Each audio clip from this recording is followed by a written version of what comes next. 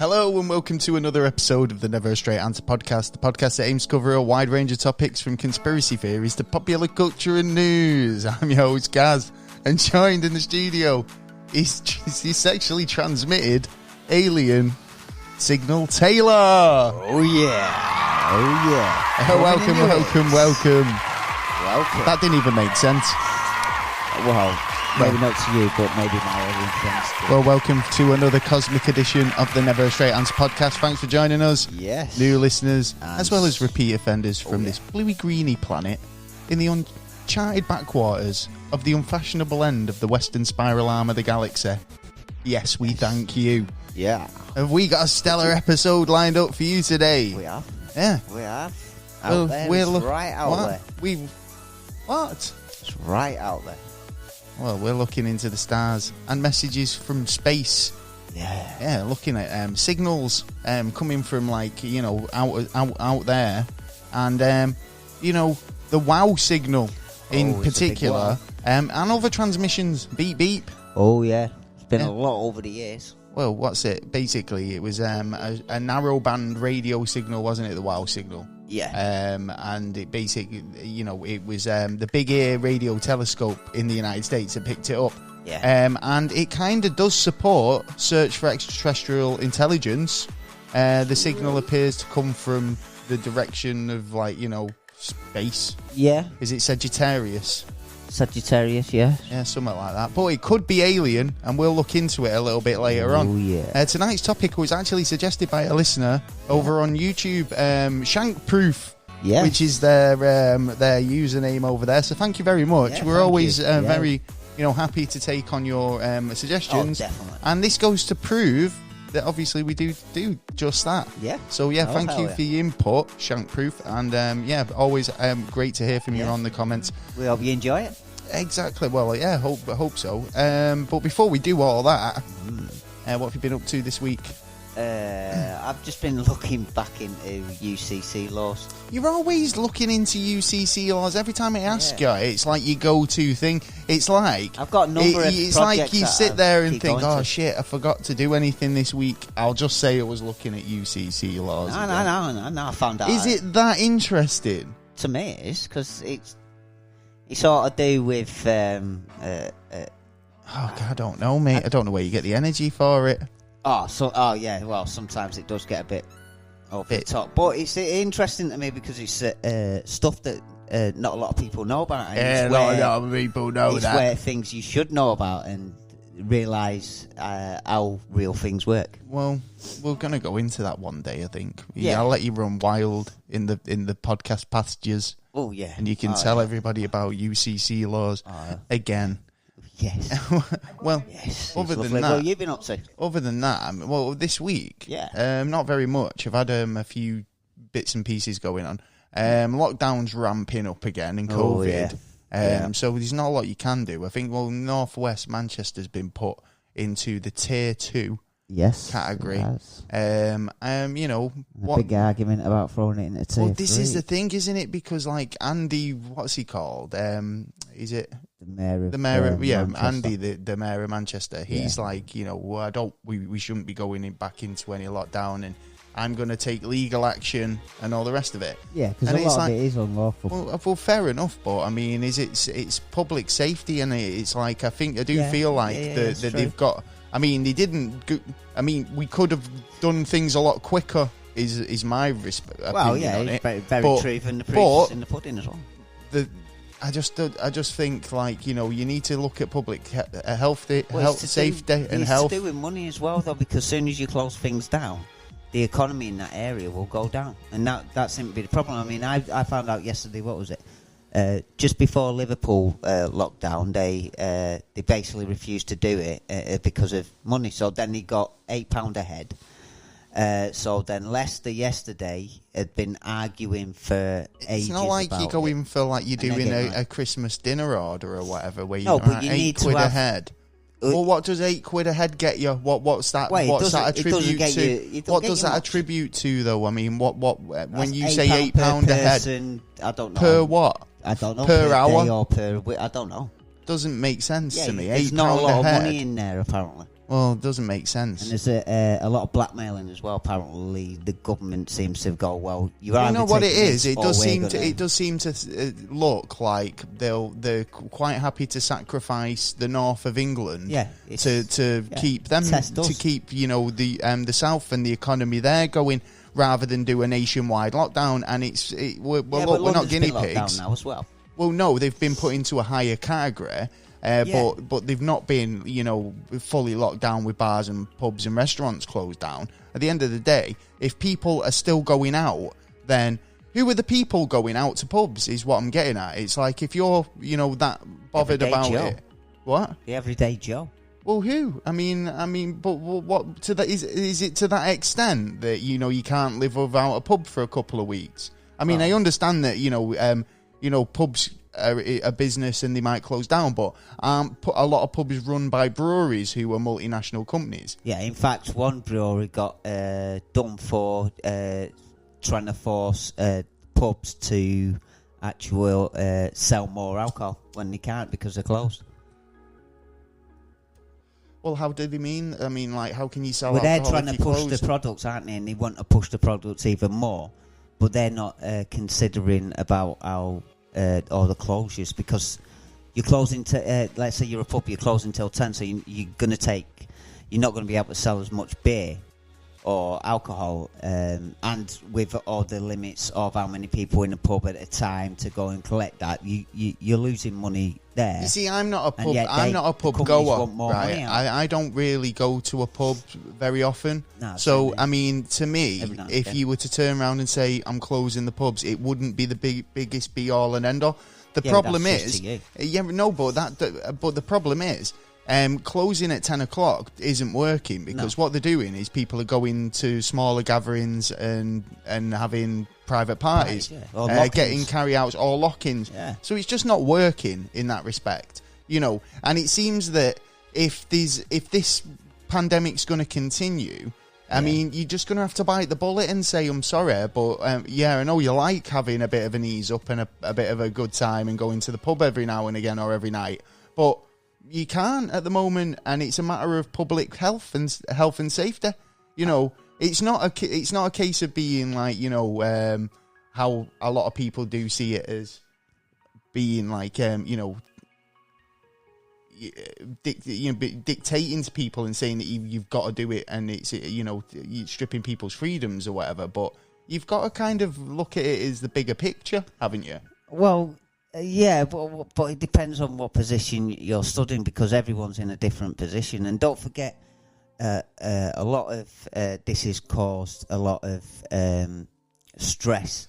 Well, no, I understand what they're saying about it. Yeah, of course, but there's a lot of people in the same boat. And yet you've got areas where you've got to close down gyms and stuff like that. Right, well, all right then, I understand that. Help. Right, so who gets saved? Then that's the point, because there's a lot of people, myself included, who have been affected by this, right? So why is it okay for a certain percentage of people to lose everything just to accommodate that small percentage who patronise a certain establishment on a weekly basis? You know what I mean? It's like, why have people got to suffer and be hospitalised because in an increasing rate, because to cater for a small percentage of people who want to go out and have an ease up.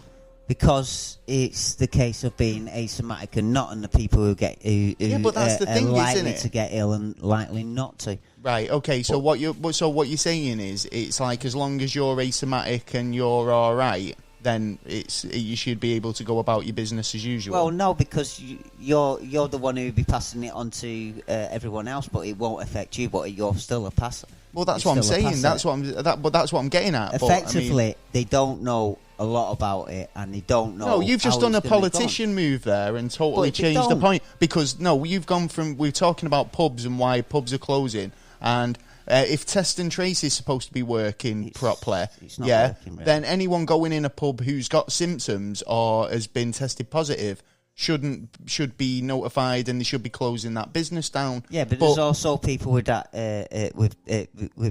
that trace system going near a place, not actually going in the place, but and seeing. No, there's been a few cases of that, and the system's not working along. No, I agree. I totally agree. The system's not working, but the testing centres. So all right, all right then. But right. So what are you saying they should do? You saying that they shit right first? No, but it seems like you're suggesting well.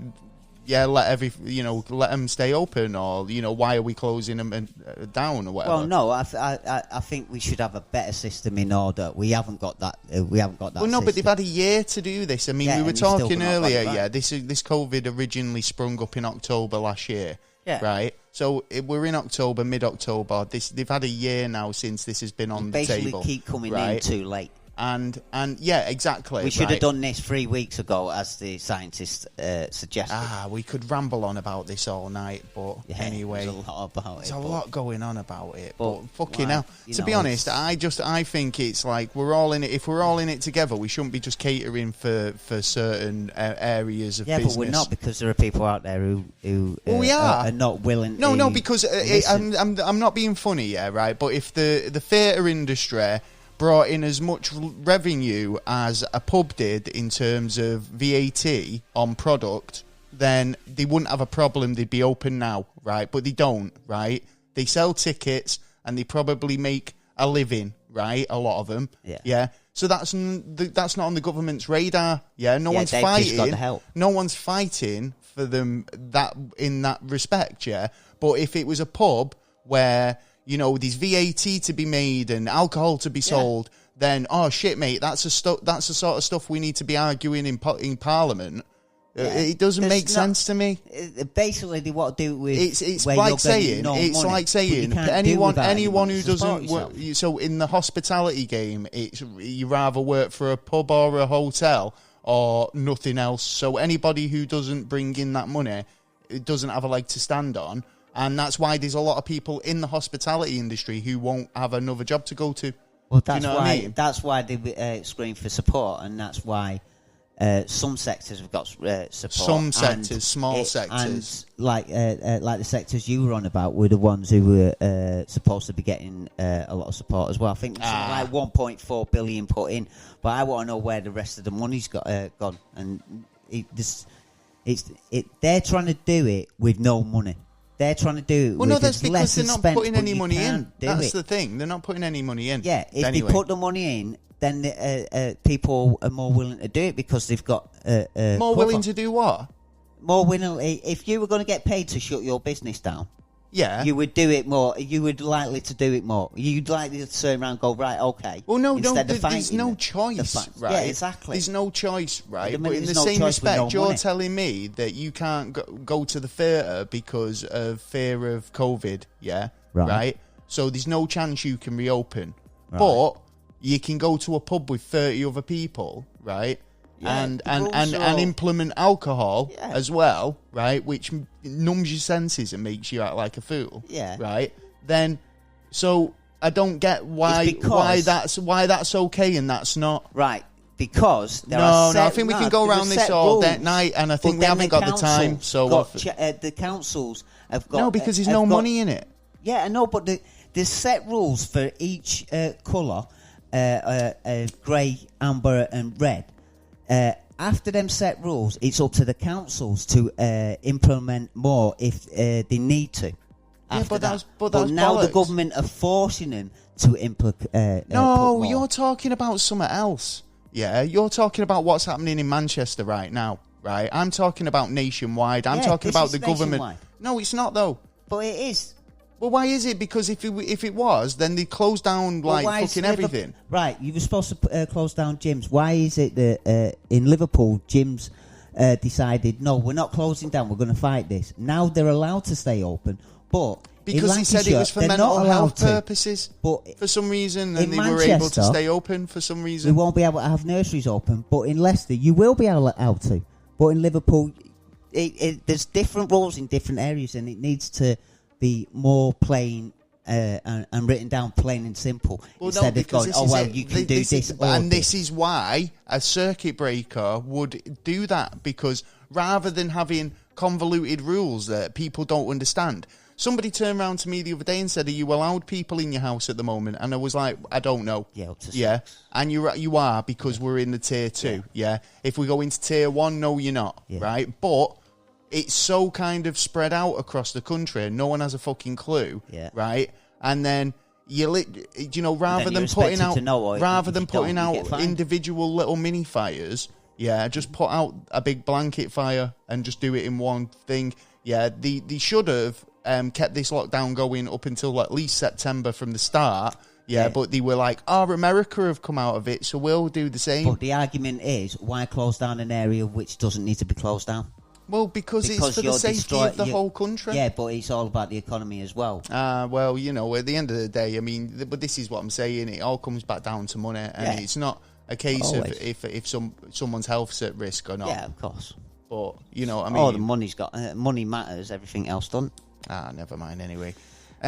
So that's kicking off. Other than that, I've not really done much more else this week. I've just been watching the news and following what's going on with that.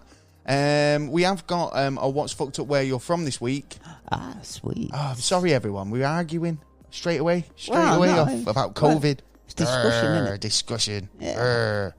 Never mind. Well, we've been contacted by Harriet from Aberdeen, who sent us this story. She says it's an unsolved mystery. She thought it might be good for our What's Fucked Up Where You're From. Oh, yeah. She's Scotland steeped in mythology and folklore, haunted castles and ghost stories. This story, right, so this happened back in December 1945, and the country was gripped with a sudden disappearance of a young Aberdeen woman called Betty Haddon. Right. She was just basically, and the discovery of her arm in that harbour. Right, okay. Right. So it's unsolved to this day, and it's baffled Aberdeen City Police. It's had the public gripped. Miss Haddon, 18, was spotted with the company of 2 sailors. Oh, aye. What was she doing with 2 sailors? Wow. I don't know. She might have just might just naval met up during a war. She might have just been into naval stories. Yeah. Or sea shanties. Yeah, I love a good sea shanty. She was last seen on Castle Street, December 10th, 1945, and then with a group of girls shortly afterwards. But that was the last time she was ever seen, and it's one of those stories. Yeah. But the reason why she sent me this is because apparently it's had some sort of new light shed on it, and they reckon they'll still never ever find out what the situation actually is. Happened. Yeah, I'm trying to find the story now because I did have it. Good me. Well, yeah, it sounds interesting. Like I'd like to know what was found on the arm. Well, no, this is what I'm saying. I'm going to get the rest of it up now. Yeah. Because basically, days later. Yeah. Right. So obviously she wasn't seen. Yeah. Don't know what's going on there. So obviously she's gone missing. Yeah. Days later, an arm was discovered amongst the rocks in Aberdeen Harbour. Okay. Wrapped in with a piece of twine tied around in a granny knot around the wrist. Twine, well. So a bit of string or whatever. And even in the 1940s, investigators took 4 hours to match the limb with the missing girl. Yeah. Do you know what I mean? It was like, if you've got a girl comes up with a missing arm, and then, you find an arm in the harbour. Yeah. It doesn't take fucking a rocket scientist, does it? Well, no, she could have just lost her arm. What? You never know. She could have just lost her arm and she's actually somewhere else. Well, the fingerprints department identified the arm belonging to Betty Haddon, a lady of the night. So right. So that's probably what she was doing with the sailors. Yeah. Miss Haddon also had been living homeless in the weeks leading up to her disappearance. which made the task of the detectives more difficult. They found it very, like a mystery. She'd be desperate as well. Well, what, living on the streets? Yeah, I would imagine she'd be desperate to, I don't know, a weird stranger could have gone up to her and gone, come with me, and she's gone, yeah. Yeah, totally, yeah. Well, I mean, this is the thing, isn't it, with, like, you know, this sort of profession. It's like, you don't know what you know, who you're dealing with, I suppose. But with it being found in the water with a certain knot, it does make your mind think, sailor, straight away, but not necessarily. Yeah. If you think about it, someone else could have knotted and thrown the body in the water and something's gone, you know, the arm's teared off somewhere. Well, I think they've been looking into some DNA sort of things, and they were trying to work out whether they could use, you know, modern DNA techniques to try and figure out who it was. But basically, I think the arm was, you know, the only sort of bit of DNA kind of evidence that would have been, like, able to point at anybody, because obviously the twine, right? But I think they disposed of it, so it might have been able to find today. Because DNA, once it's hit water, after a number of hours, it dissipates. So it would have been really hard to find, I would imagine, especially from that time to now. It would I would have thought it would have been no chance. But then again, like, science is jumping leaps and bounds on that kind of stuff. So maybe this time next year, but this is the thing, isn't it? This is from, like, the 1940s. So you mean, you know, they're using more modern techniques. Oh yeah, look how many, when DNA come out, look how many murderers and, like, rapes and all, and like robbers and all that got done straight away. They didn't even know 40 years down the line. It's like, bang, mate, we know it was you now. Yeah, done. Well, like, some new technique could come out. Well, after her arm was discovered, checks were carried out at a hospital, yet there was no records of any female being treated for arm amputations injuries. So obviously that ruled that out. Yeah. I think that, you know, you could totally rule that out. I think this was done by somebody. You know, it sounds like a murder and go, innit? Yeah. To me. Well, I mean, if you were able to kind of, or like, even an accident. Could have been an accident and they're just trying to cover it up. But with it being this long in time, I would have classed it under murder myself now. Yeah, well, I would have thought that they would have kept the arm with the body. Do you know what I mean? Like, rather than get rid of it. Well, they could have decided, well, you want to sink it, don't you? If you want to... Because after a while, the gases brings the body up, so you'd want to try and sink it. So... a case of tying it up to a rock, bit by bit, cut it up, bit by bit, arms out with a rock, torso with a big rock, bang. Yeah. And it's just come from the rock, or it's got split somehow, you know, it's gone against the sharp rocks and split off and then floated to the shore. Well, I think they might have had a better idea of how to solve it nowadays, but obviously, I think because a lot of the evidence is gone now, you know, you know, you wouldn't be, like you say, being able to look under the fingernails for any DNA in case it scratched them, any sort of, you know, evidence on the twine or anything like that. Yeah. But it is a bit of an odd story, but I thought, it is a bit fucked up, so I thought I would include it. But also going on in Aberdeen, because like I say, there's a lot of stuff going on. I found this very haunted location, which is the Cameron Inn, or AK Ma Cameron's, and this is located in Aberdeen. It's known as the Sowcroft Inn on the city western border. It's basically been haunted. Apparently, in the 1930s, the Mitchell family took it over, and it's been nicknamed the Ma Cameron's Inn.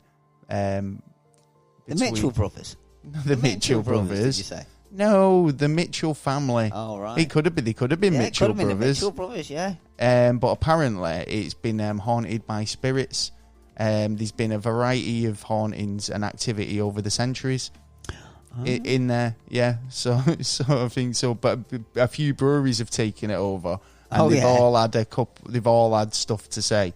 They said that there was what was going on? Too much spirits in there, was there? What? Spirits, alcohol. Shut up.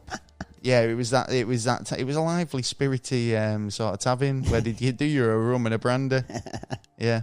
So there you go. That's what's fucked up where you're from this week. Thank you so much, Harriet, for getting involved. Cheers. And I think she's got a craft thing over on Facebook. So I think it's Christabel Crafts. If you want to check her out over on Facebook as well. Oh yeah. There you go. My mum's going on in tonight. Actually. Is she? What's she going to? She's going to a prison.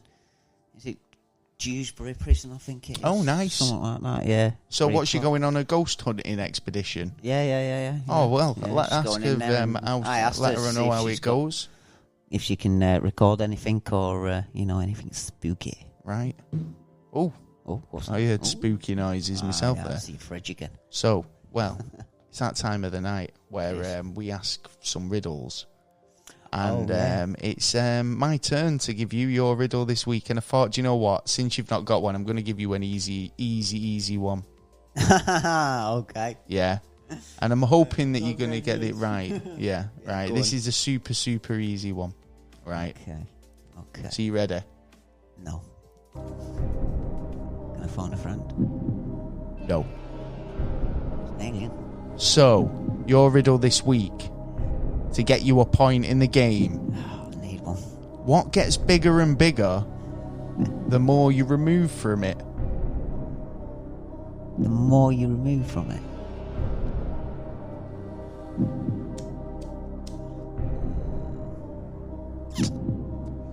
What gets bigger and bigger the more you remove from it? Now I got this off a children's riddle website. Just to help you out. Oh shit! I can't even think. What gets bigger and bigger the more you remove from it? And we'll tell you the answer a little bit later on. But first, we've got a word from our sponsor. And this week it's the Daily High Club subscription boxes. Subscriptions for only $29.99. You get over $100 worth of value in every month. This pack features a massive spooky scorpion down stem, glow in the dark text, which has glow in the dark text. Obviously, it's for smoothness functions, and plus other accessories. You get a poker, some cones, clipper lighter, some hemp wicks, and much more. Oh yeah, for $29.99. Check the link in the description. And subscribe to that. Yeah. It looks good. I might get on that. Yeah. I mean, get some new class every week. Yeah. Every month. Do you know what I mean? Oh, yeah. Oh, yeah. Indeed. So, yeah, without further ado, we're going to be looking at the WOW signal this week. Yes. Well, we're going to be looking at signals from space. Yeah. Right. I find it quite interesting. Yeah. And was looking into this, right? So if you don't know what it is, the WOW signal, it was a strong narrowband radio signal that was received on August the 15th, 1977 in Ohio State University's Big Ear Radio Telescope in the United States. The signal does support the search for extraterrestrial intelligence, as the signal appears to have come from from outer space, from the constellation Sagittarius, and it bears all the hallmarks of alien origins. Yeah. Would you argue that? Well, you went then. It's interesting. I don't want to answer that. The thing that makes it interesting is because space doesn't like to use that band. He don't like it. It doesn't like to use that band. Explain. It'd be different frequencies, and they don't. As far as we know, it doesn't like to use that band. Okay. So it makes it more likely unnatural than natural from crashing objects or stuff blowing up or sun. Yeah, fair enough. Right, so it's a frequency that it tends not to use, basically. Yeah, it tends to not actually be used within the universe, so it makes it strange. Right, okay. So, the wow signal is represented, if you've ever seen it written down, as 6EQUJ5. Yeah. Which was on the original printout of Ehrman's handwriting, which exclaimed "Wow!" Yeah. Because obviously numbers and then they go straight into letters. Well, yeah, because he was kind of observing like the telescope, and I think it was basically one of those where he started off as a junior astronomer. Yeah. I think Jerry R. Ehrman. Yeah. And he discovered it whilst working at the telescope, but he actually only noticed the anomaly a few days later whilst reviewing the recorded data. Yeah. So basically, he's gone in. I mean, it wasn't something like he clocked on while it was happening, because it was a case of that he was getting a lot of data coming through, and he had to go in and just kind of literally go through all this. Because rather than looking at it as the sound, you're looking at it as an anomaly on in graph form or text form or whatever. If you see ones and zeros on your graph and that's all you see because there's no anomalies, and then all of a sudden you see this 6EQUJ5 come across. Yeah. It is going to be kind of like a wow moment. And considering he's probably gone through reams and reams and reams and reams and reams of this paper, on a weekly basis, just to try and find something and see nothing. And not only that, years earlier, that band was discussed about not being used by, like satellites or any kind of other instrument around the world, so they can actually concentrate on that band to see if there is anything there. Yeah. And it was all agreed, so the whole world shouldn't have actually dealt anything with that band, so there shouldn't have been any kind of problem. Well, we've never sent anything out in that band for a start. Years ago, but so long ago. Okay, well, he was so blown away by the results. Like I say, what he discovered, he circled the readout on the computer printout, and basically, which was the 6EQUJ5. Yeah. Wrote the comment "wow" alongside it, which has basically become so synonymous with the wow signal today, hence the name. The entire sequence lasted only for 72 seconds.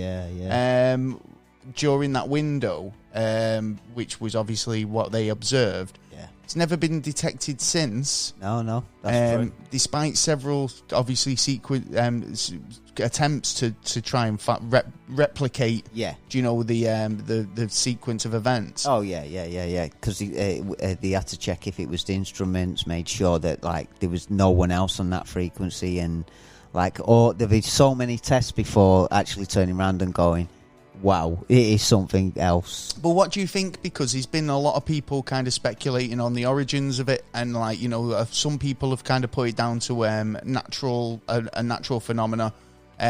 Some say it's man-made, and others basically say alien. I'm not saying it's aliens, but it's aliens.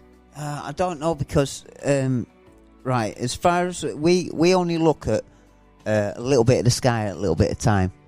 And there's a thing of they know of 11 structures like this but it keeps going on.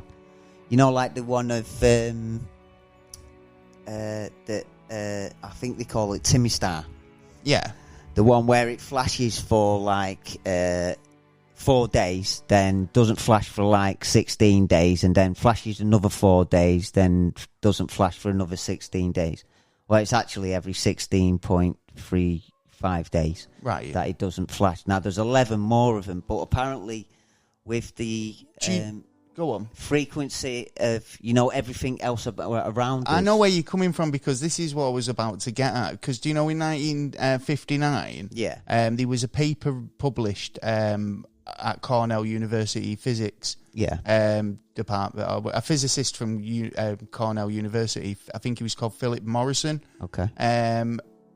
They released a paper about sending out radio signals using frequency of 1,420 megahertz, right? Yeah. Which is the natural frequency emitted by hydrogen. Yeah. Right, okay. The most common element in the universe, right? Yeah. So when you were saying earlier about frequencies not being, the universe doesn't like certain frequencies and stuff's not sent out on any frequency. Yeah. Is it a case of that, like, that there's just nothing at that frequency? Like you said, this guy here, he's kind of sending it out at an elemental frequency. So if he sends it out, it's going to be picked up because hydrogen's everywhere. Do you know what I mean? Yeah. It's a case of it's hard to explain on like you just said, like hydrogen has its own frequency. So does oxygen. So does like barium. Everything has its own. So it's such a busy. Well, no, that makes sense to me, that in the sense that, like, if they use that frequency and therefore, like, if hydrogen's everywhere and we send it out, then we're going to find it everywhere. Well, anybody using technology in a sort of advanced civilization, surely should be able to pick that up. Do you know what I mean? It's the strength. The thing is, it's the strength of it. There's a belief that if it is that they have to use so much energy, because them low frequencies have to be used. I've used so much energy to actually trace it. Okay, fair enough. So a civilian, I suppose, an alien race that's like 1 million years old. Well, it's like TV signals. Something. I mean, I think the Earth buzzes out so many signals on a daily basis. Yeah, right. We're always pumping like radio waves and television broadcasts and, all the rest of it. So, since the day we could, we've been doing it. Yeah. And, if it takes, say, 1,000... It's like we watched Futurama recently, and he was like Lurg from Planet Omicron Persei 8. Yeah. Right. He was watching a show... sexy female lawyer, right, which was like Ally McBeal ripoff, but he wanted to know what happened at the end because it got cut off, and it was like 1,000 years later, and they've not stopped making that show. But I mean, it makes you wonder that are these transmissions not, I mean, at the end of the day, it's, you say how strong it is, but if we beam it out at a strength, is that going to be beaming out infinitely? I mean, is somewhere an alien civilization thousands of light years away going to receive our signals of fucking Friends and Malcolm in the Middle or whatever we're watching? Our signal by now, how does it work out now? It would be it would have hit the void not really that long ago. What, so like about 20 years wouldn't even ago. be halfway there yet? Yeah, like the void's like the end of our solar system. Well, just think they've got all those series to watch. Oh yeah, at some point. Well, yeah, but some you wouldn't want to as well, I suppose. And well, some say there's a message encoded in the signal. Yeah, do you know what I mean? What do you reckon to that? I reckon.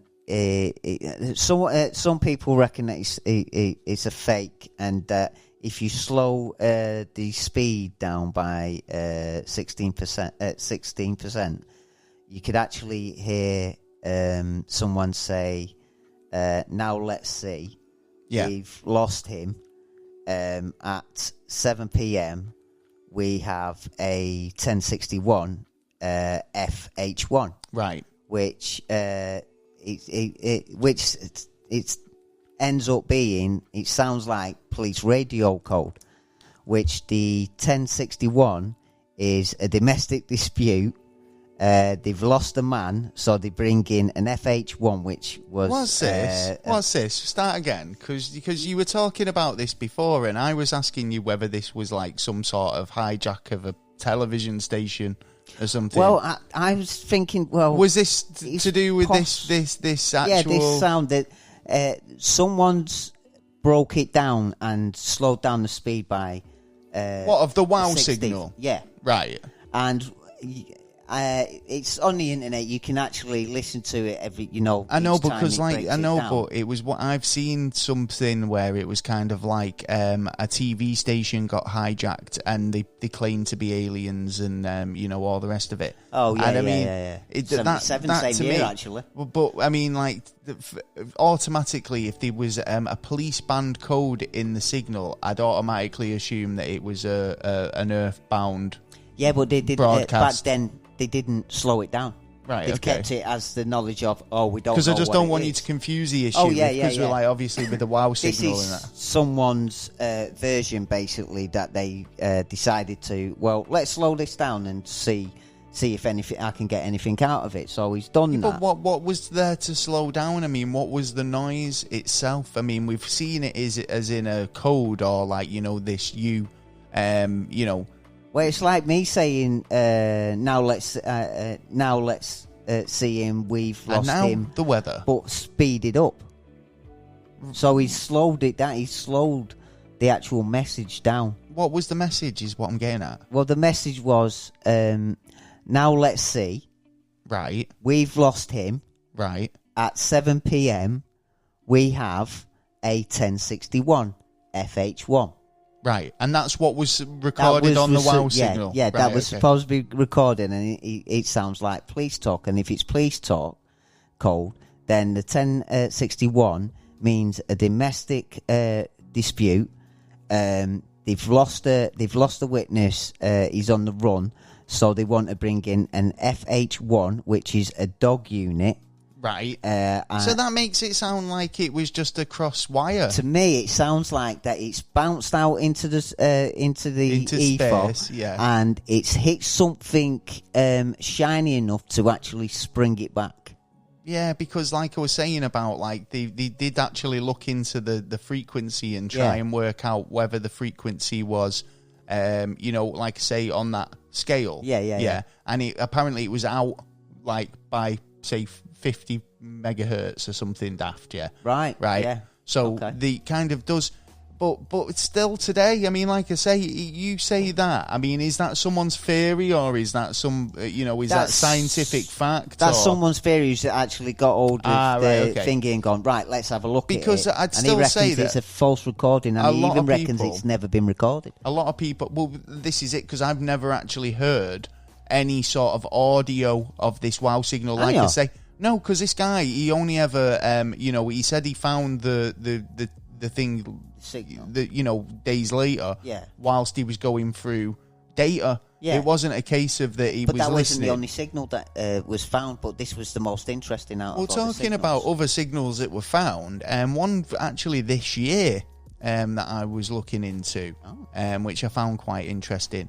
CNN reported on it. A radio signal from space repeating every 16 days. So this was a mysterious radio signal from space. It has been known to repeat, but for the first time, researchers have noticed that there's a pattern in the series of bursts coming from a signal source about 500 million light years from Earth. Is this the 180916.J0158 add 65? That's the one. Which is 457 FRB 18. Yeah, that's right. 16J015. 457 million light years away, near at the edge of a galaxy. That's right. Well, so fast radio bursts, or FRBs, are basically millisecond long bursts of radio waves from space. Yeah. They've, like I say, they've found sort of a pattern in them now. And between September the 16th, 2018 to October the 30th, 2019, researchers at the Canadian Hydrogen Industry Mapping Experiment, or the Fast Radio Burst Project, have been kind of looking into it. And they say that, like, there's a burst every 16.35 days. Over the course of 4 days, the signal would release a burst of 2 each hour, and then it would go silent for another 12 days. So, I mean, that's a radio signal. right? But that's an intelligent radio signal. I mean, it's like it's got a pattern to it. But we've got. Does that not suggest that that's something beaming out from another a planet or intelligent life form? Yeah, but we've got slight. Yeah, issues. but always an issue. Go on. What's the issue? It. What's the issue? The issue is that it. Computer says no. No, it's hard to pick up because of the noise that we throw out there. So it's hard to pick up these things. I mean, they've only found. Of course it is, but that's only because that's apparently there's right. You're saying right, exactly it right. Goes on a lot. That's not a problem, right? That just means that we've got to up our game in terms of like equipment to be able to pick this stuff up. Yeah, I think that once we discover that we are vaguely picking up a transmission, then it's. Right, well, we need to up it. We need to up the power. We need to get a kind of a better ear on this. Up the game. And that's just a kind of our next leap in understanding the universe, isn't it? I think it's not a case of that's a problem. No, it's not a problem now. You know what I mean? Well, it is a problem now because we know that the signals are coming in, but we can't make head and tail of them. Is what the problem is. It's an issue that we need to sort out. Well, as time goes on. Well, that's what I mean. It's like I find it quite interesting that, like, this is the first example of a repeating fast burst, signal. Yeah, that's come from space. I mean, what do you think? I mean, understanding fast burst radio bursts can also help understand, a lot more about the universe itself. Well, I think. Yeah, it's a gradual thing, isn't it? I mean, we're trying to learn as much as possible, and like there are things that are turning up all the time, and like we've discussed before, once we find a cure for one thing, and we know what this thing is, there's like several different things that are connected to that. So then we've got to look at each one of them, and then there's several things connected to that.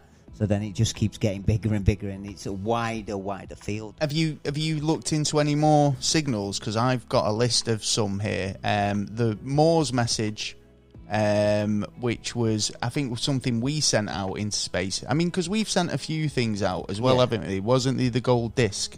Yeah, with a load of information, Voyager 1 and 2. Voyager 1, with a lot of information. Yeah. I mean, that's a physical thing, but... Do you think that Earth's sending out signals to out into space, on the off chance that we might get picked up? Well, we're a noisy I think neighbour. we're quite a noisy really little, neighbour. little planet anyway. Yeah, we're definitely a noisy neighbour, and we because there was, in fact, Stephen Hawking was questioning. He was asked the question about this, and he was saying that we do need to calm down on throwing shit out into the universe because we don't actually know what's out there, so we don't know what kind of dangers and what freedoms. You heard about the TAM? TAM. It was a teenage message, was a series of interstellar radio transmissions sent from the I can't say that. I think it's Russian. Radar to 6 solar type stars during August and September. Yeah, it is Russian. In 2001. So that's a message that we've sent out out to the stars. So I mean, we are trying to communicate, I think. Oh yeah, yeah. There's a Russian station that, what is it? It beeps like it goes on every day. It's Kanye West. Oh yeah. Beep. It goes on all the time, and it changes its wavelengths every for like 25 times per day. But it's constantly on. But they actually reckon that it's a spy signal area. Well, there was a team basically out of the National Space Agency out in the Ukraine. They sent a thing out called the Cosmic Call. Tried to back in 2003. Basically, they were a unique way of conducting space missions, such as a Cosmic Call back in 2003. So yeah, I don't know. I think there's quite a lot to that one. But I mean, it just goes to show you that there's a lot of attempts for us putting out messages to the stars. But when we get something like the WOW signal, it's always a bit kind of like, wow. Do you know, because it kind of does open up the possibility. Yeah. I think that there is something else out there. But there was a guy a couple of years ago who brought out a paper saying that he believed that it was asteroids. There was a number of asteroids. No, it could be. I mean, at the end of the day, I'm not going to say it's not something natural, that's disrupted radio signals or, space junk. But it's looking I don't more know like enough about it. Have we ever had anything since? No, not on that scale. No. So we've got 11 11 of them that we're looking at that are doing sort of similar things, but not quite as on the level or in tune as the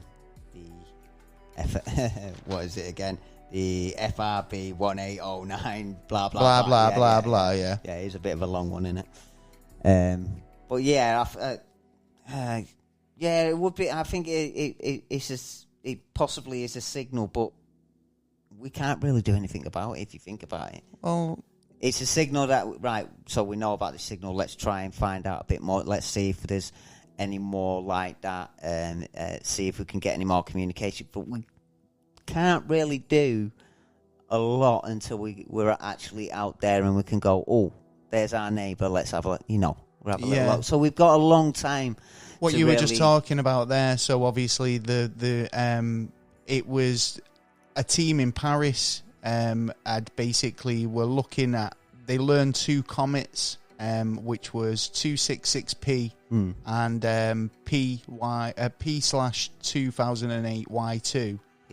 Were passing through that part of space. Yeah. Do you know where the Big Ear telescope was surveying back in 1977 when the WOW signal was noticed? Yeah.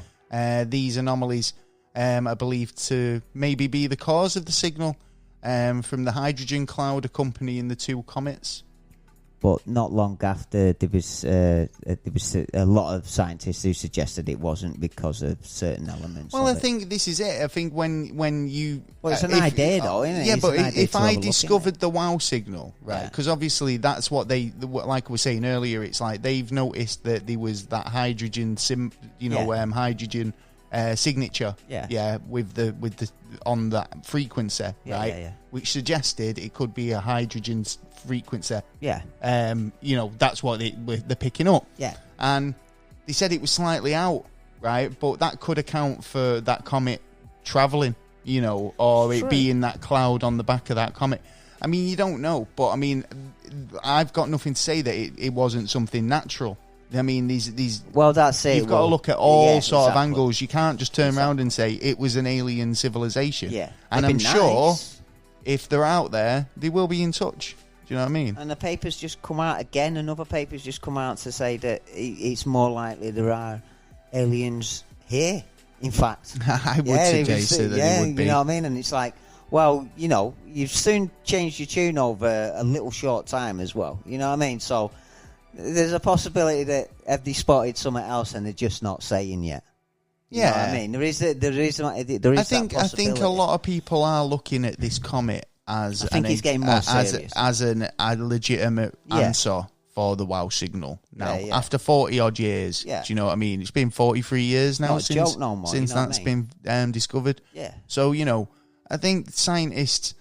And it's science, isn't it, at the end of the day? People look at science and they want explanations. And if it remains an unsolved mystery, then it just gives more people more time to research it and find out. And, if in another 40 years' time they turn around and say it was definitely the meteorite, then fair enough. If they've got a conclusion, we can move on and have a look at the other ones. But if little grey aliens show up and go, did you not get my message? I said meet up at Alpha Centauri. Might have hit one of our ships. You never know. You never know. What it could have been. It'd be like, fuck, sorry. Yeah.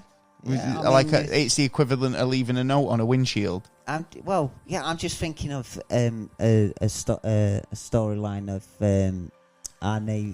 basically they were supposed to have been a battle on one of like small. Who's this? planets. The Anunnaki? No, us. Us? Yeah. So supposedly there's a story going on about how old submarines were used for spacecraft. You and your hashtag pocket submarines, get them while they're hot. Available in all stores. Every kid's Christmas stocking. Yeah. Well, there was a base basically. A base on a meteorite, and we were involved in an attack there. It was supposed to be, I think it was 79. I think it was, but it could have been earlier. George Lucas. So it could have been around that time. Set it up. You know, it just makes me think. What about that story? Would that have any connection with that? I'm just trying to get connections. I mean, to see. I don't know. I think there could be a reason on that, and that. Maybe it's us sending these signals out in the future. You never know. Well, there is that. I mean, wormholes, signals, black holes, all that sort of but stuff. Then in a black hole, it shouldn't be able to come back. I think that the thing is as well, right? We're saying that like aliens have obviously got the technology to be able to get here. Why would they send signals out?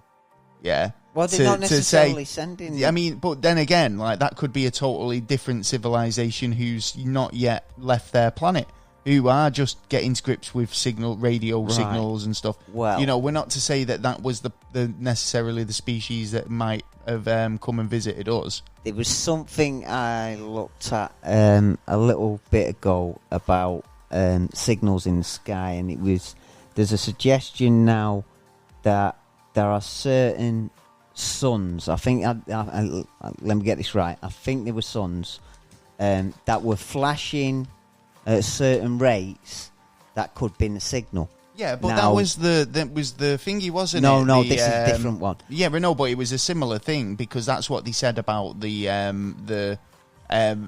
what was it called now?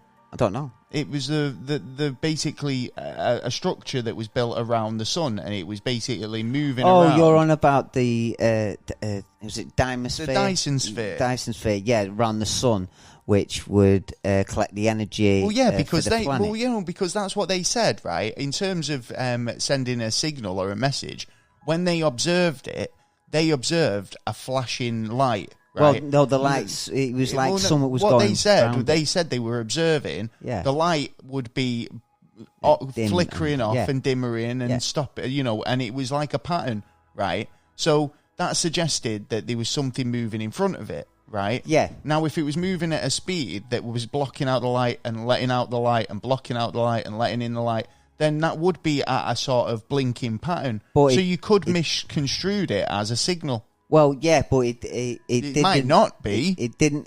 The thing with it is, though, it didn't have a pattern, so they thought it was actual meteorites. No, the pattern wasn't doing the same thing all the time.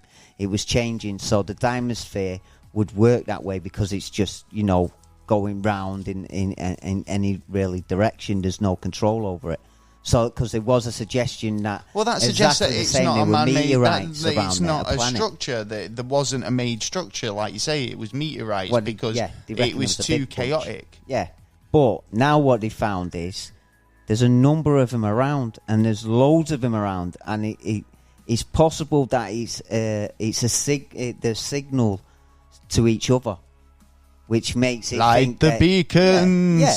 So it's sort of like, is it natural or is it actual? No, I'm going to go and races? Say if it's made by a race, then it would have more it wouldn't be as chaotic, right? Yeah. They would, like I suggested, and like what I read up when it first happened, they were saying that they first thought it was a signal because it was a blinking star, basically, right?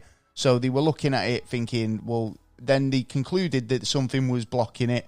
Yeah. It might be this Dyson sphere, right? Yeah. Then it was like, well, it's like you say, if it's too chaotic and there's no actual pattern to the light, how it blinks, then it's got to be asteroid belts, right, blocking out the light, because it's too chaotic. They can't. There's no rhythm to it. Yeah. There's no pattern to it, but they ended up dismissing it. So what? So they're now still claiming it's a Dyson sphere.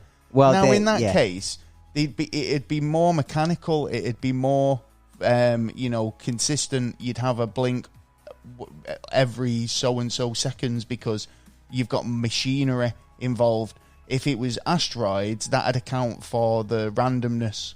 Do you know what I mean? They'd be in stage. What's it? I think it's stage 4. They will be in. So it doesn't make sense. Which it will be so much advanced to us. It's like they could come here at any time if they wanted, like in the flash. I should imagine. So there again, why would they need to contact us by flashing blinks? There's a little interesting planet over there. Let's have a little. Yeah, but that's what I'm getting at. That's if you were a civilization that was capable of interstellar travel and was able to blink of an eye be at your planet and do whatever they want. Yeah. Why bother sending radio signals to each other? Well, why Not to each other? To us. Why bother to each other? Because travel there. Well, it could be a reason why they have to send them signals. Maybe. You know what I mean? Yeah. It might be an alert kind of signal. What do you think, guys, at home? Let us know if you think that it's a load of hooey, or it could be aliens trying to get in touch.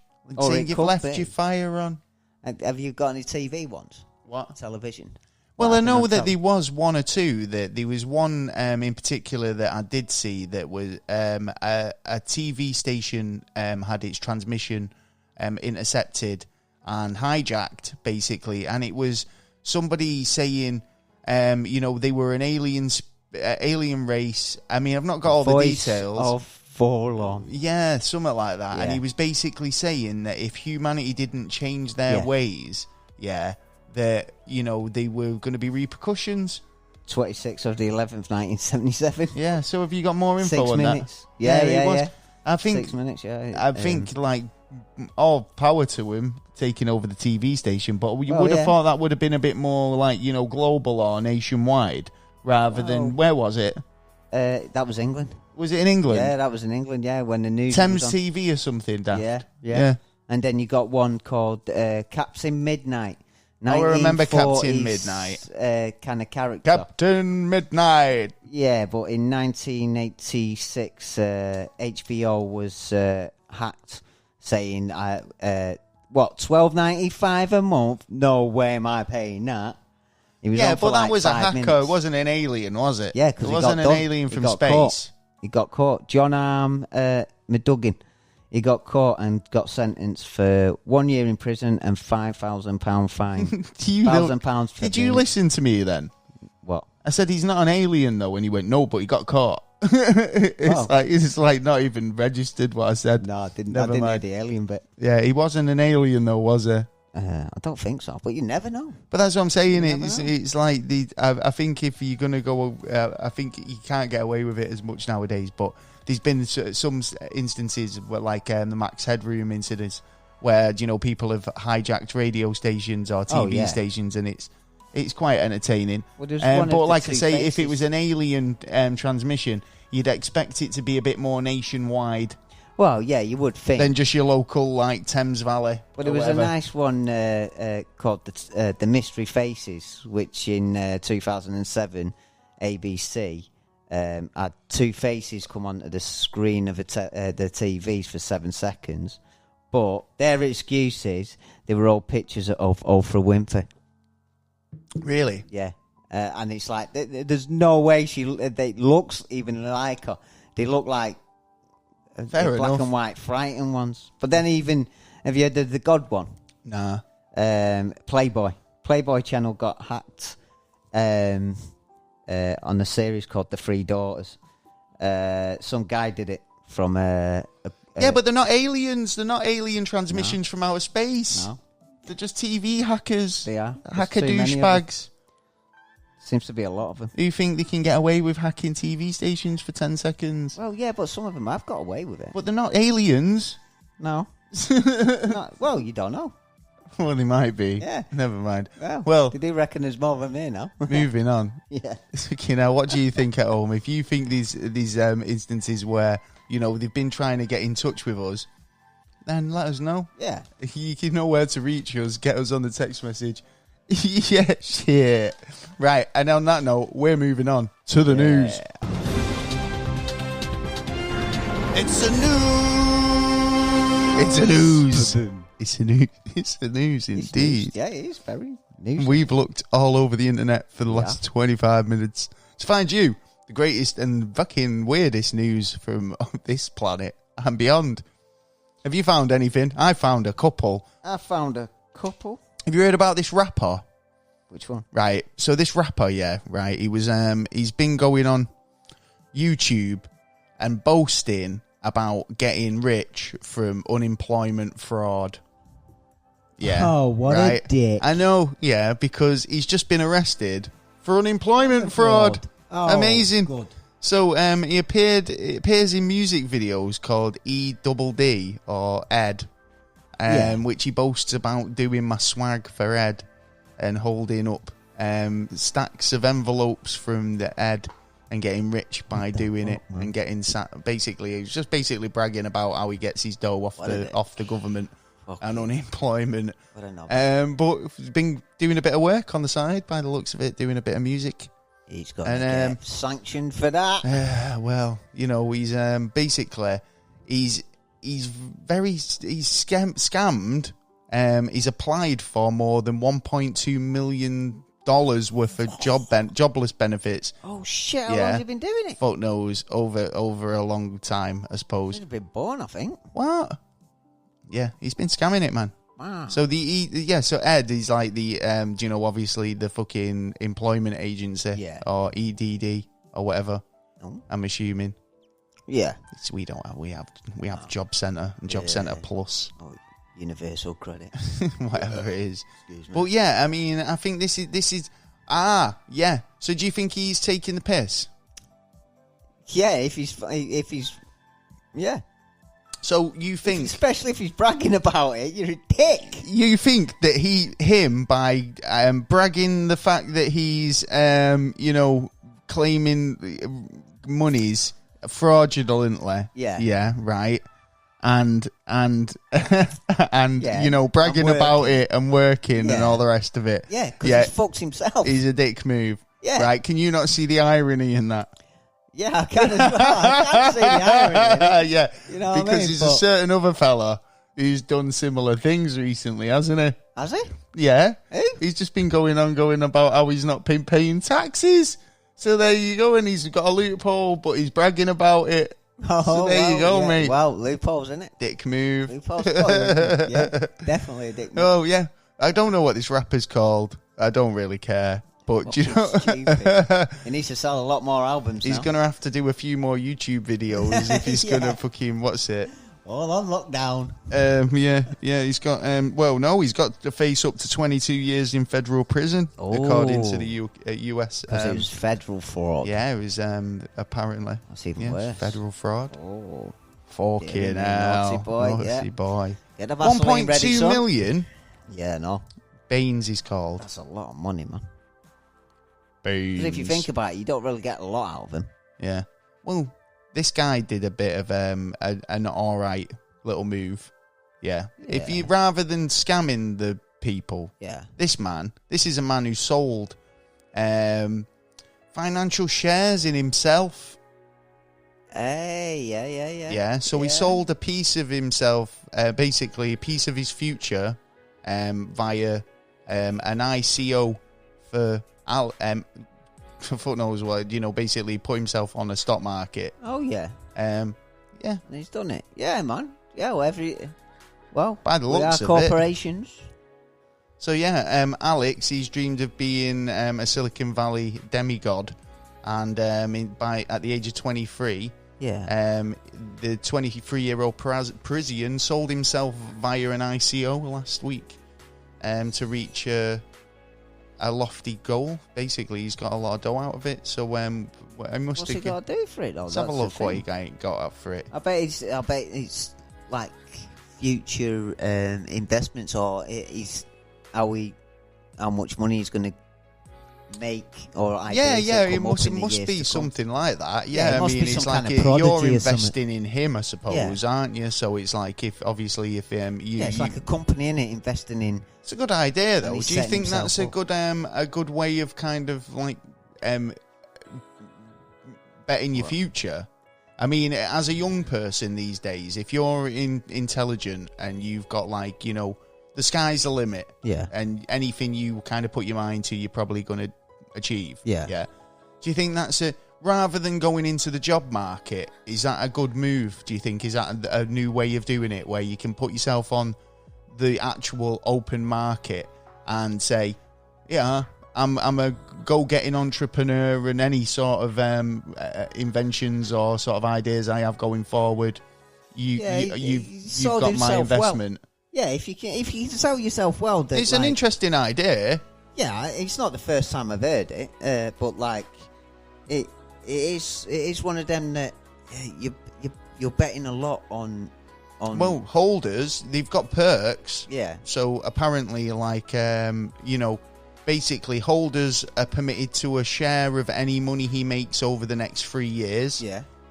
He'll pay out up to a total of 100,000 over the next 3 years. Yeah. Says holders can vote on some of his life decisions via social media. Yeah, that's right. And holders can request that he promote them via social media channels as well. So, like, if, we basically had a share in him, we can say, yo, Alex, stick out a tweet for the podcast. Can you, mate? And he can't say no. And he can't say no. Nope. And he also, we can, obviously, if he makes a couple of million, we can go, we are, Alex. You owe us 20 grand or something. Do you know what I mean? Depending on how many followers he's got. Yeah, if he's making money in that kind of ways and people want to invest, well, you're only going to. It's only the same as a share. Well, saying that, mate, look at this. I mean, at last count, Alex had 3,258 followers on Twitter. Now, I think we've got more than that. We've got 3,800 at last look. Yeah. So are we in a situation where we can Should we sell ourselves? Should we sell ourselves in a modern Lady of the Night way? Well, if you want. Yeah. I'm not wearing ourselves out. Not again. Well, there you go. Does it matter how many Twitter followers you've got? I don't know.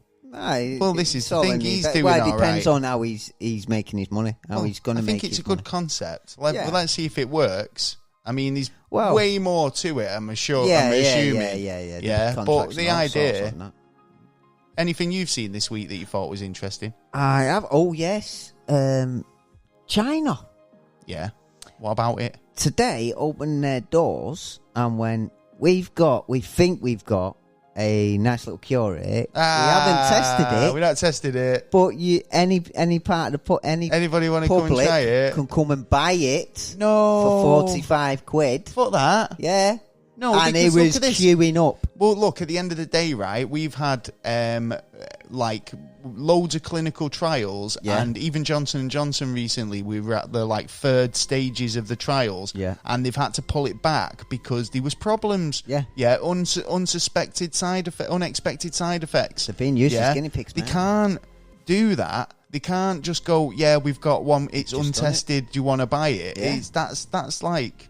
Yeah, I know, it's unbelievable. And X-Men are born. Yeah, well, we'll soon see over the next couple of weeks, I should say. I think this is going to be it's going to be a backlash over this. If you go out and do that. It could even make it worse. It could even change the virus. Yeah, you never know. Zombies. You know what I mean? We have done an episode on how to survive a zombie apocalypse. If that did happen, then just make sure you've got that one in your queue. Yeah. And you'll be good. I think obviously the idea that testing these things thoroughly is a necessity. You can't go out and just test random drugs on people. I mean, unless you're Donald Trump, he'll take anything. And in a short time as well that they've had time to do it. But don't forget, the PCC are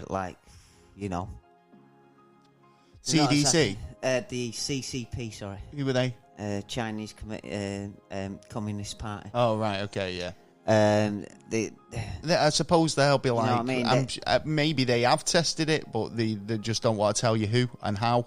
Well, I think this is just its second stage on testing it. Why don't we just throw it out to the public and see what happens? Oh God, no! It's a dangerous. I've got this story here actually. I mean, talking about people who do this mad shit, right? Yeah. Have you ever seen people who do cosmetic surgery on themselves? Oh, yeah, man. These could be the ideal people to go out and do the testing of these, these wonder drugs before they've, we're looking for people to test them on. There's a woman here, Anastasia Polukchuk, I think she's called. She's from Ukraine, right? She spent an absolute fortune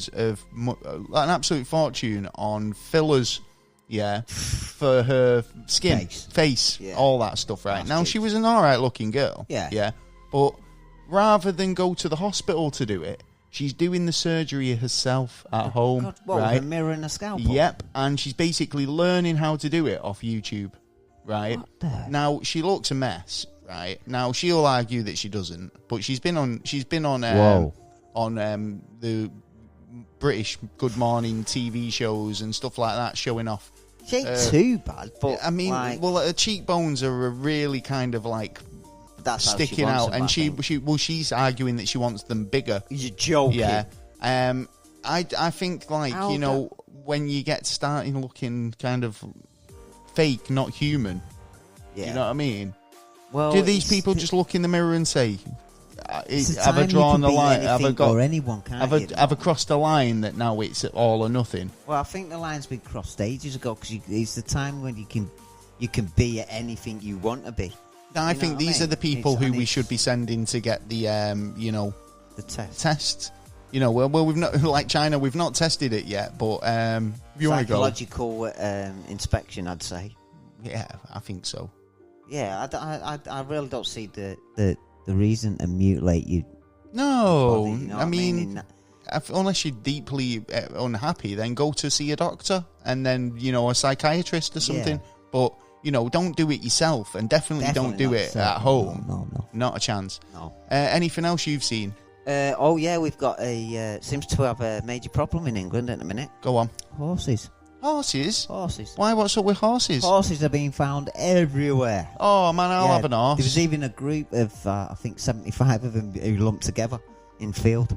Why? What? Because people can't afford, because of all this crisis going on. People can't afford, and they're letting the horses go. Seriously, the RSPCA. I mean, I've seen obviously dogs and cats, because it was a big problem when the lockdown happened. Was people were buying animals, as comfort, and having a pet at home, and you've got all that time at home. But then they noticed when people started returning back to work that these pets were being abandoned and taken to shelters and stuff, and there was a big surge in these animals. Now, dogs and cats I can see, but horses is a bit kind of like, who'd buy a horse? I mean, I understand that if it was a horse that they had prior, and it was just that they can't afford to keep it anymore, then why don't you must be in horse circles. Well, yeah, find somebody who someone to buy it. Equestrian circles. Find somebody who wants to buy a horse. Even if you give it away, now I've got to say there is some fields at the back of my house where there are horses. Right. Yeah. Not to make me sound like I live in a big posh estate or anything, but there are horses there. And over this period, this year, they have acquired a couple of new horses. Now I'm starting to wonder whether that's why. You know what I mean? The RSPCA have got 75 horses. I want one. Yeah, horses that if anyone can take them. There you go, you see. They're going on about going green, right? Why not? And cycling to work.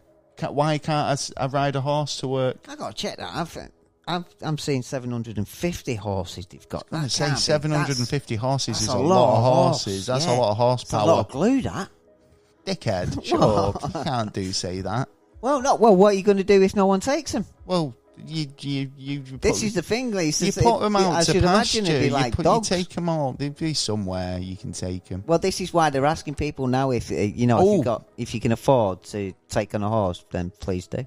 Yeah. Well, there you go. If you've got property, in fact, I'm going to have a word with them at the back of me. But if you can accommodate a horse, or you want a new horse, a pony, then I'm sure the RSPCA can help you out.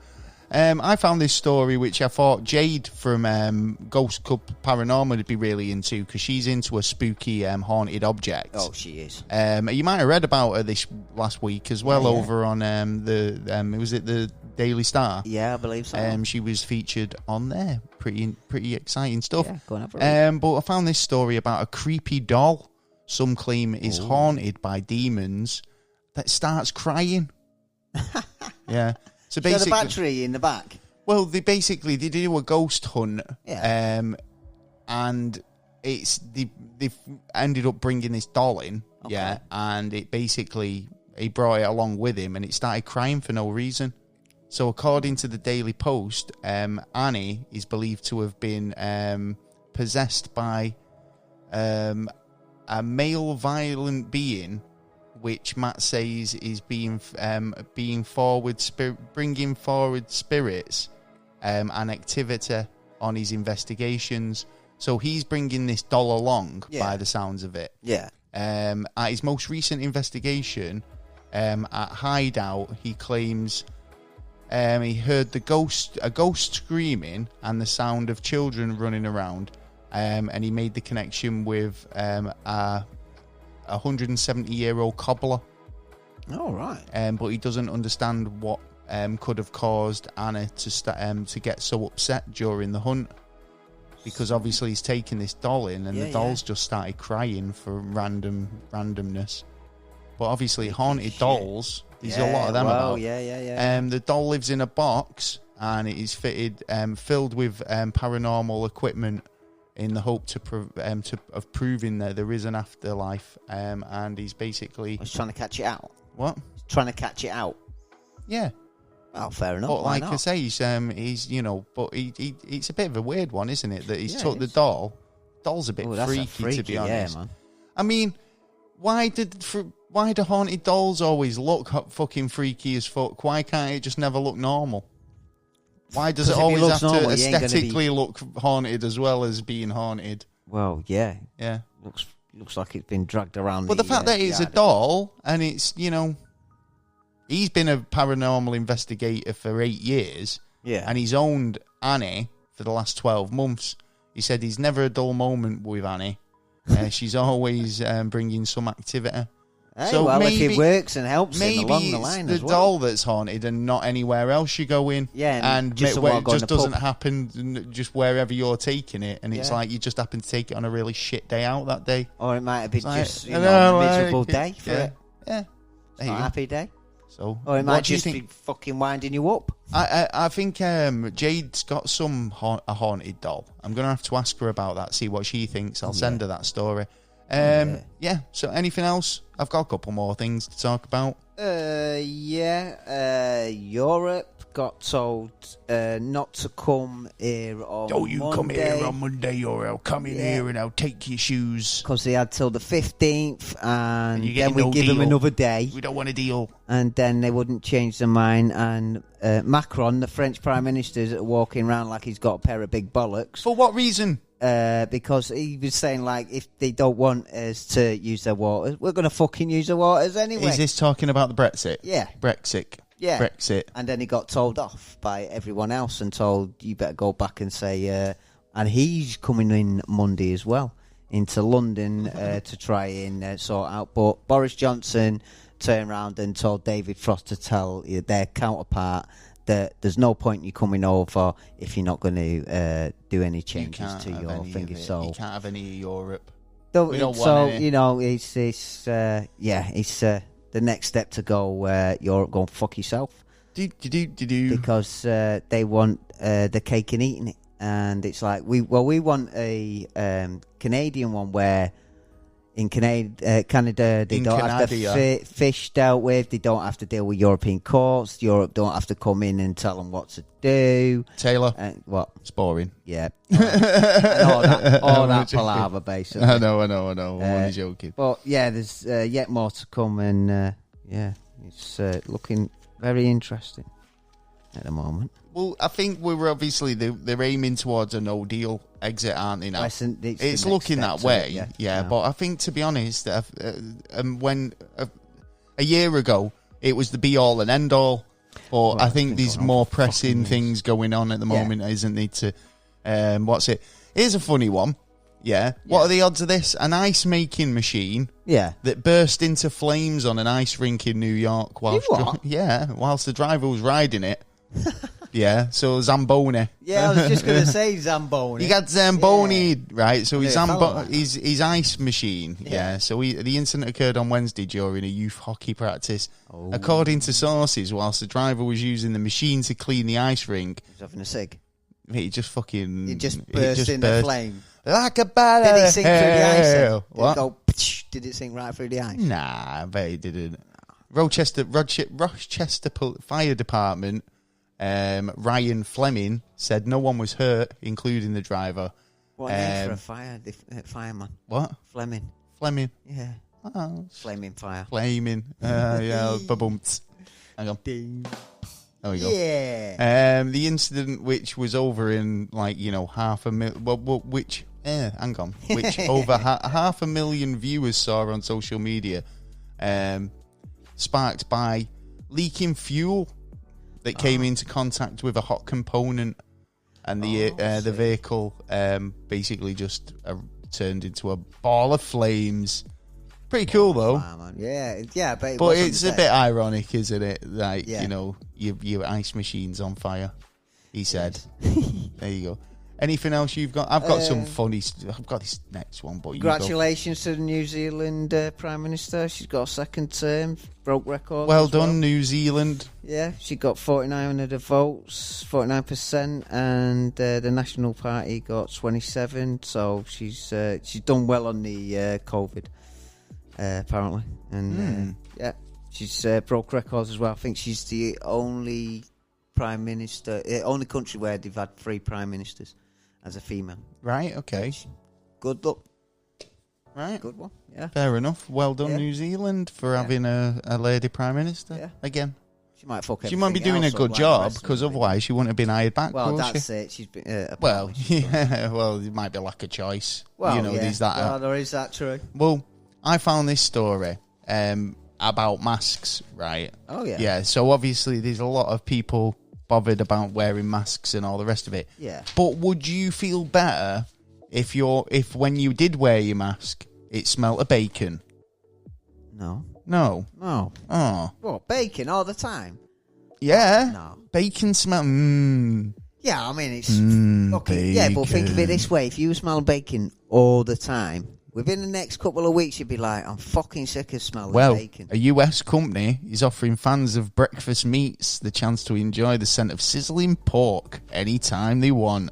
Yeah, with bacon-scented face masks. I think I might buy one for Neil. Hommel said the Black Label breathable bacon mask uses the latest in bacon-smelling technology to give a wearer an experience of smelling bacon anytime during the COVID-19. Look out, Mr. Swoosh. I'm going to buy you one of these, son. He's a vegan. He's a vegetarian. Yeah. Or whatever he is. Yeah. You can't give him... But saying that he's vegetarian. Yeah, exactly. He doesn't, Are these suitable for vegetarians? So basically, bacon fans can register to win a bacon scented. You can't just buy one, I don't think. You can register to win at breathablebacon.com. Yeah, up until the 28th of October. So if you want one, get over there. Hommel bacon, black bacon, breathable bacon is a bacon-scented breathable mask. How long's that apparently last with heavenly aroma that you can keep all to yourself. That can't last too long, though. Give it 6 months, it'd be gone, the smell, so it'd be just... Personally, if it had a bit of brown sauce on it... Oh, yeah, now you're talking. You got to have a bit it's got to have a bit of the spicy brown sauce, unless it's got the spicy brown sauce smell as well. Or maybe even a little red. I might not be that interested. But yeah, get yourself over to there and get yourself a chance to win a breathable bacony face mask. Yeah, especially if you're a vegetarian and you like meat. Well, yeah, because it might be suitable for vegetarians and you might like the smell of bacon. Do you know how many vegetarians I hear say, it's the one thing that cripples me? There you go. I bet they're the ones who'd be going for the competition. Totally. They will be the They'd be like, do you know what? It's bacon, but I don't have to eat it. Yeah. No pigs were harmed in all they did was just rub a mask on a pig. Now it's on your face. It smells like bacon. There you go. So anything else you want to add for the week's proceedings of stories? No. Well, I found this one. Free floor cannabis farm. Oh, nice. Worth £1 million. found in a former nightclub. Oh, Jesus. Gee whiz, and the photos are just absolutely mind-boggling. Cannabis factory has been found, like I say, spanning 3 floors, worth £1 million, and it used to be a former nightclub in Coventry. So over 1,000 plants were found after officers from the National Crime Agency, the NCA, forced their way into the premises on Trinity Street, having smashed through a number of reinforced doors. Yeah. So they made it secure as fuck, but they had to they're lucky. Got themselves in. They were spread out across 3 stories, along with £150,000 worth of what's that? £150,000 worth of sulphized some other plants. Grown with some imaging equipment. Yeah, they got loads of shit there. So they've been doing other stuff as well as growing. Yeah, lots of mad shit going on, but the amount that they had going on in there, it was oh my God, it was just like a super industrial fucking plant. The cops are lucky as well, because there's for a number of years now they've been setting traps behind the doors because of other criminals trying to break in and take all the not only other criminals, I suppose, other police. They'd be doing it for the old bill as well. Take the stuff away. But I just thought, does that? I mean, when these big busts happen, I mean, does it kind of just get incinerated? Well, the stuff will get incinerated. The money will be getting transferred to the police fund, which they will use to supposedly to catch more criminals. But well, next week on NASA, Why Don't You Get a Job? It'll be that job, mate. That is the best job. It's like, I mean, unfortunately, this stuff's been seized, but it's some guy's job to throw it in the incinerator, to burn it all. Yeah. And he's going to be stood there like laughing his ass off. Yeah, you know what? Yeah, that's true. And not because in a malicious way, just because he's gonna get he's high as fuck. His fucking nut. Yeah, good lad. Oh, yeah. I bet they have to wear muscle. Two rare 2-headed rattlesnake. Oh, right. Slithered into some woman's house. Jennifer Wilson from Alexander County in North Carolina, was stunned when it slithered into view and she saw it had 2 heads. I saw something in the corner of my eye, she said, and thought, oh God, it's a snake. The first thing she saw was, obviously it had a bit of a weird head. Yeah. But soon she realised it had 2. Fucking hell. She nicknamed it Double Trouble, which I thought was quite cute. The species is yet to be officially identified, but it's believed to be a baby rat snake. She's turned to Facebook for help, and obviously they've set it free. But I thought that was cool as fuck. But a double-headed snake. There's a lot of 2-headed animals cropping up, isn't there, at the moment? Yeah, I was thinking that myself, actually. Over the number of years as well, to be honest. We've covered quite a lot of 2-headed animals just in the time we've been doing the podcast. Yeah. But it seems to be one after the other. There was a 2-headed goat not long ago. Yeah, that's true. What do you think that's pollution, from? Do you think it's due to pollution? I do think it's pollution, mate. I do because the amount of shit we shove in the waters. True actually. It doesn't really affect us as much, apart from maybe a little bit, but it affects more in the sea that's not used to all this chemical-based stuff. Yeah, that's it, isn't it? I mean, obviously these they're sort of they might not be as kind of tolerant to it as we are. Do you know what I mean? Yeah. Got this one last story before we move on. A burglar who left behind a rucksack containing his name and address at the scene of the crime has been jailed for 4 years. Oh, my I think these guys are brilliant. Do you know what I mean? Malcolm Pike, 43, broke into a garage in Sunderland and stole £150 worth of cleaning equipment on 6th of March. He was making his getaway when he accidentally left a bag containing a letter bearing both his name and address.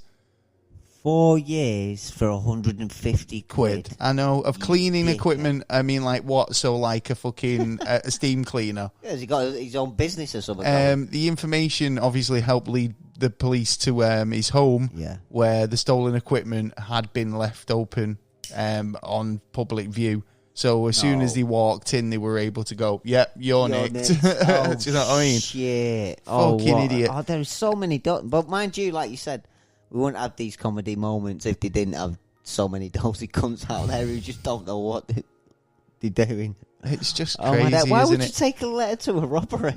No, but I mean, because most thieves are opportunists. Yeah, that is so true. That's probably what's true. happened is he's walked past, seen an open garage, a garage, whatever. And thought, I'm going to take this opportunity. And in the scuff or the panic, he's dropped something. And obviously, and that's why crime doesn't pay. Yeah. Because obviously, you'll get caught eventually. Yeah.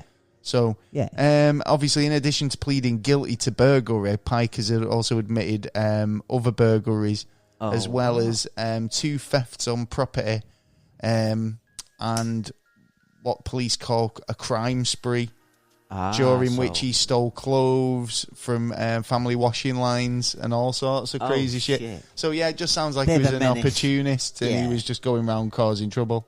So, you know what I mean? Fucking hell, I think he's better off in prison. Yeah. Maybe that's what his goal was, because some people do that sort of stuff, don't they? Nah, if your goal's to go to prison, go to a copper and hit him.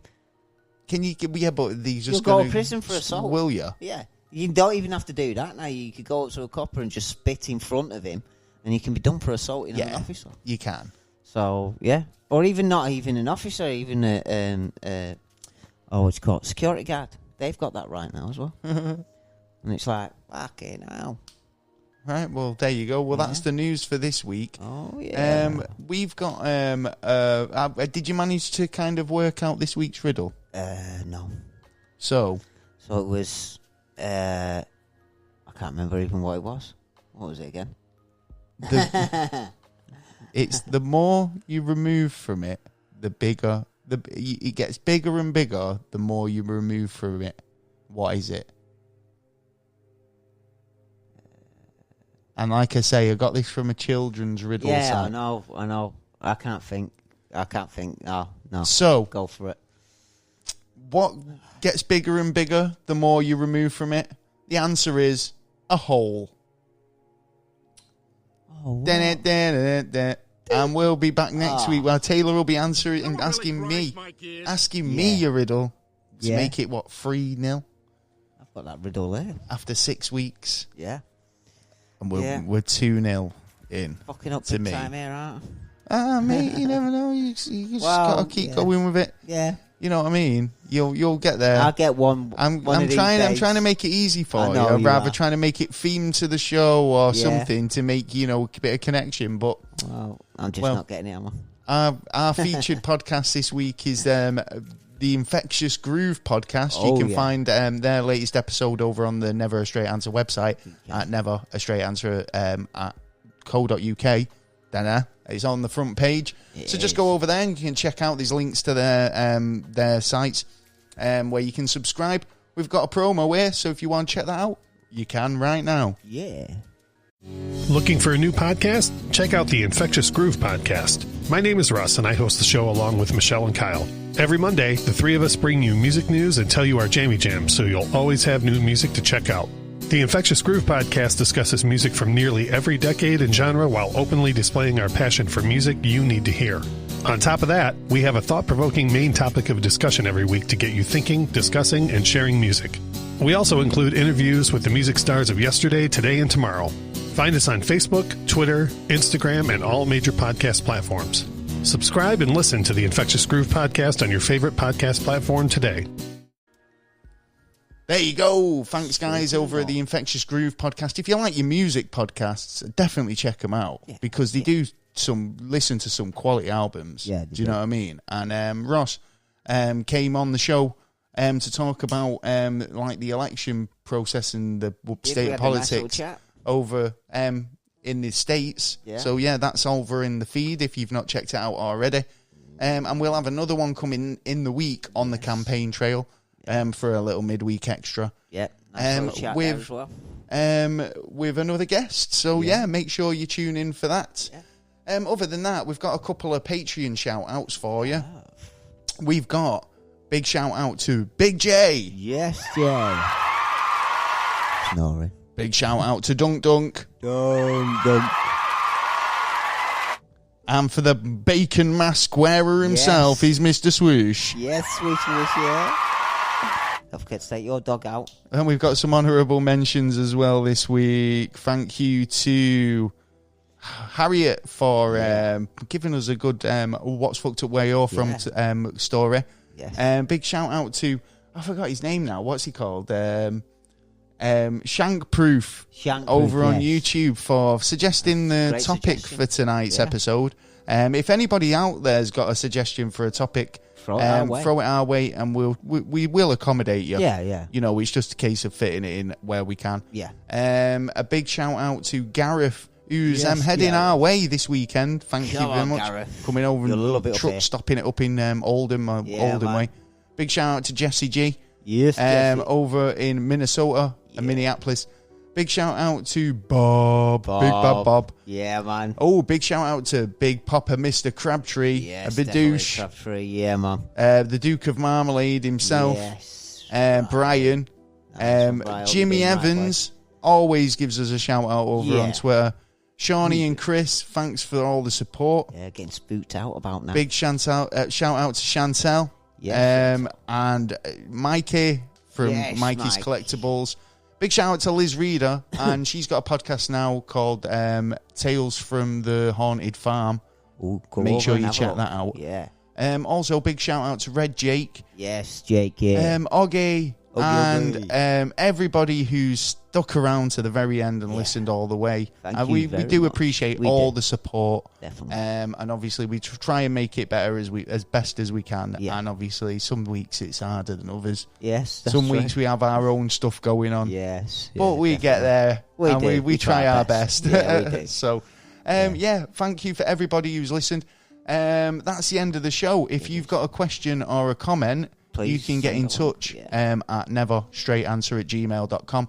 If you want to be a guest on the show, if you've got an interesting profession or you're interested in the paranormal or, psychology, dreams, anything like that. A UFO. You fancy a collab with us, then send us an email at neverstraightanswer@gmail.com. You can hit us up at Twitter at NASA_never. And on Instagram at Never a Straight Answer. We're also on Matchmaker as well now. So if you want to do a collab as well there, we're on that. So you can always invite us to be guests on your show. Yeah, maybe. We'd love it. We'd like that. Yeah.